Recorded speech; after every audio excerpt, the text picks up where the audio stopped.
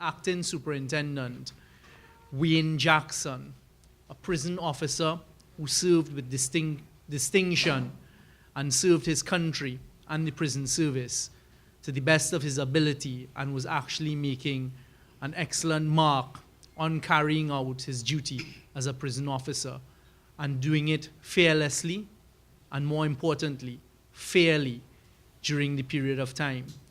With the loss of any life of any citizen of Trinidad and Tobago, the government always believes that it is a tragic situation. But the one that we face here today, the loss of life of one of our law enforcement officers, is one that we take particularly seriously. And we'd like to offer our sincerest condolences, not only to Mr. Jackson's family, but also to the whole prison service and every single officer who is serving Trinidad and Tobago in the prison service. Today is indeed a dark day, but out of that darkness, I hope there will come some light, and that Mr. Jackson's life would not be lost in vain. What this has once again highlighted is that the scourge of criminality continues to act with a level of impunity. And the assembly of men who are before you this morning is not by coincidence. The message that I'd like to send to all of Trinidad and Tobago, and in particular to the prisons officers and those men and women in the police service, the defense force, our intelligence agencies, and all other arms of law enforcement, is that you touch one, you touch all of us. And we are not going to accept the criminal elements targeting any of our law enforcement. We have held an emergency meeting here this morning. I had actually visited the maximum security prison a few weeks ago, actually on the same day of the earthquake. As I left the prisons, we faced that earthquake. And I actually do recall meeting Mr. Jackson, as he was one of the officers who accompanied me on the tour. Today, the message to all of the criminal element out there and to the society of Trinidad and Tobago is that we are making renewed, rejuvenated, and more energetic efforts to ensure that the criminal element faces all of our law enforcement as one movement going forward. From the time I came in and the start of my tenure as the Minister of National Security, one of the messages I've been sending to the men and women in our law enforcement agencies is that we can no longer accept siloing, and we can no longer accept any separation of our abilities and our energies and our efforts, and we will be moving forward as one force. This morning we've met, we've had discussions, and we have assured the prison service, and I speak now for both the Commissioner of Police and his men and women, they've given me their assurance, as well as the CDS, his men and women, and our intelligence agencies and those men and women who serve there, that we are all going to stand at the side and work along with the prison service as we face this attack on our prison officers. We are going to do everything within our control to make sure that there's an appropriate reaction and a sustainable reaction to this going forward. What I can say is that one of the decisions taken this morning is we are going to have an interagency task force working along with the prison service in dealing with the criminal element that may operate both on the inside of the prison walls as well as on the outside. And they are going to have to face a unified front of our defense force, our police service, the prison service, and our intelligence services going forward. Mr. Jackson was making his mark at the maximum security prison. There is an ongoing police investigation that is being assisted by other arms of law enforcement. We hope that there will be success coming out of that police investigation. Mr. Jackson was an officer who in February of this year became the acting superintendent and the officer in charge of the maximum security prison. And he was stamping his foot on criminal elements within the prison walls. His family have our full support and commitment in this time of great tragedy and loss, and none of us here can know the pain and the hurt that they are feeling at this time. But we are determined as national security to ensure that there is a sufficient pushback as a result of this tragic loss. You have the full commitment, Trinidad and Tobago, of all arms of law enforcement that fall under the Ministry of National Security. And every single one of the leaders of these organizations has pledged the full commitment of the men and women who serve under their various agencies. Today is an unfortunate day, as I said before, but we are hoping that not only will the police investigation into this particular incident bear fruit, but that coming out of this, you will see a renewed and rejuvenated pushback by one force that is made up of all of the elements of national security going forward. I am not going to say much more than that at this stage, because it is my belief that matters and the particulars of elements of national security and what it is we're going to do need to be maintained under an umbrella of confidentiality. And what I prefer to be seen, and in particular during my tenure, are the results of the work and the effort that we're going to put in. I have assured Mr. Richards and his officers through him, as well as Mr. Clark as the acting Commissioner of Prisons, that one of the immediate actions of the government is we will be bringing legislation to Parliament at latest by January of next year.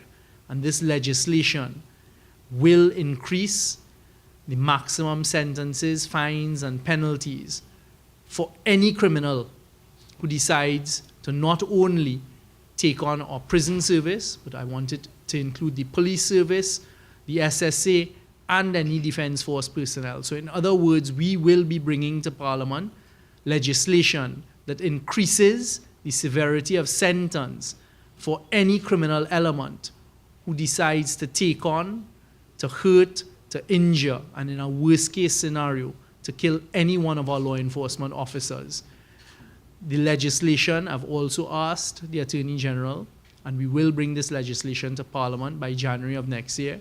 We are also going to increase and criminalize, increase the penalty sentences and criminalize any law enforcement officer who is found engaged in the trafficking of any illegal drugs, arms, ammunition, and certain other crimes.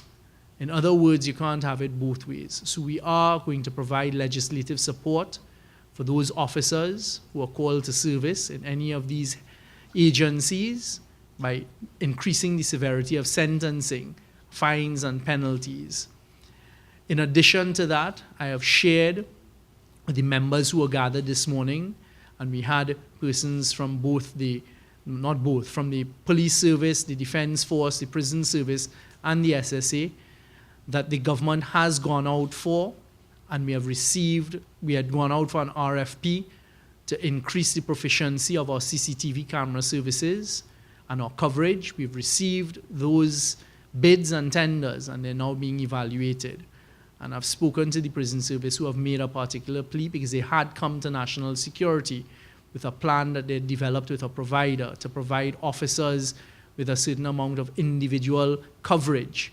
I've told them that the undertaking I can give at this stage is when we're evaluating the packages, we will look at a possible integration of that type of plan. And that type of plan, to be quite honest, would have to be done to cover as much of our law enforcement as possible. And I don't want to go any further into that until we've begun the evaluation of the CCTV camera system proposals that have come in.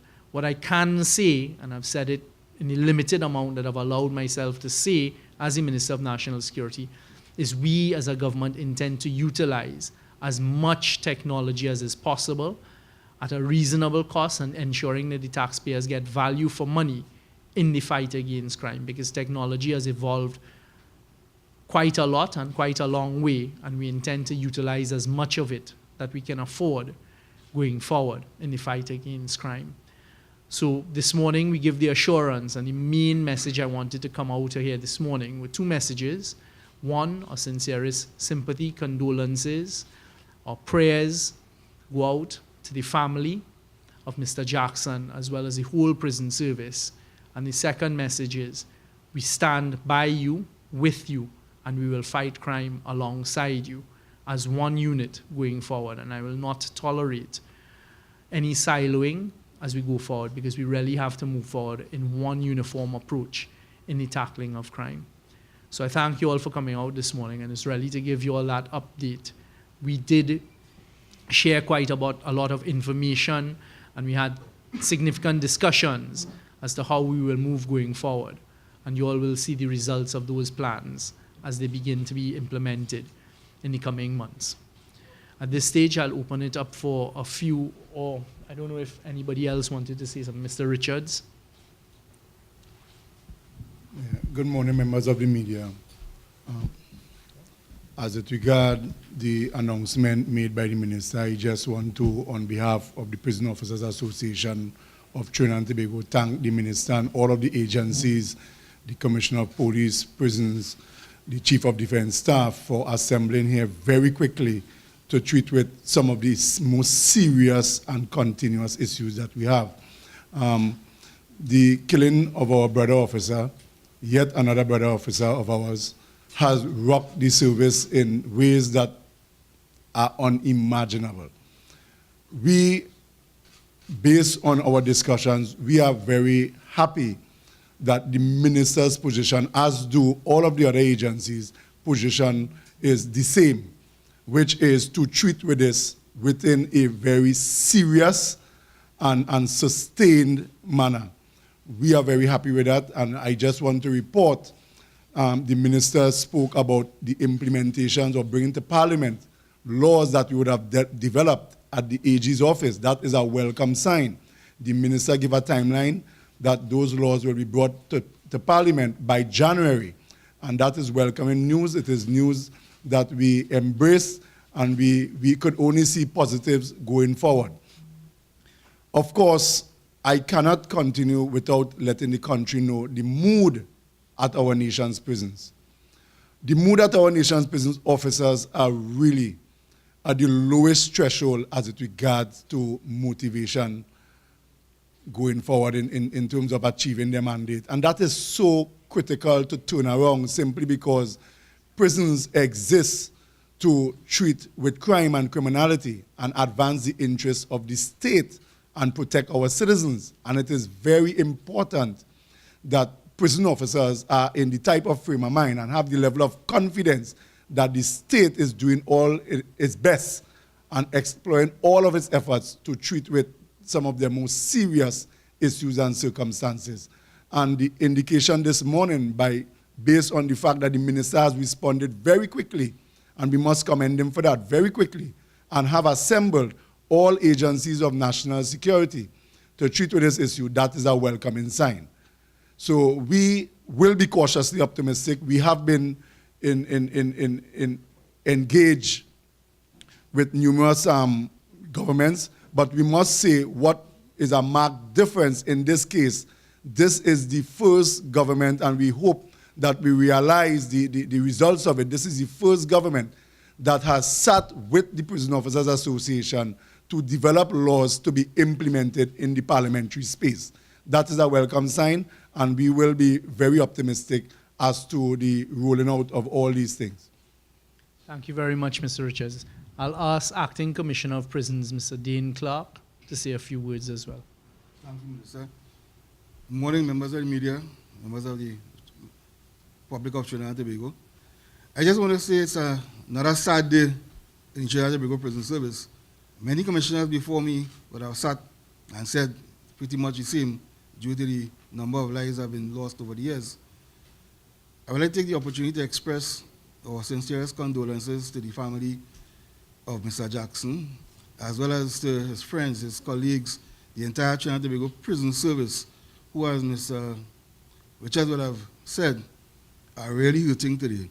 It's a hard blow for us to treat with, but I can assure the nation that as professionals, we will continue to do our jobs, we will continue to serve well, and with all of the assistance that has been promised by the Commissioner of Police, the CDS, as well as the Minister, in collaboration with the other agencies, I feel assured that we are on a good footing going forward, and a lot of the issues that we are trying to deal with will be resolved in shorter rather than longer version of how things are turning out. Thank you.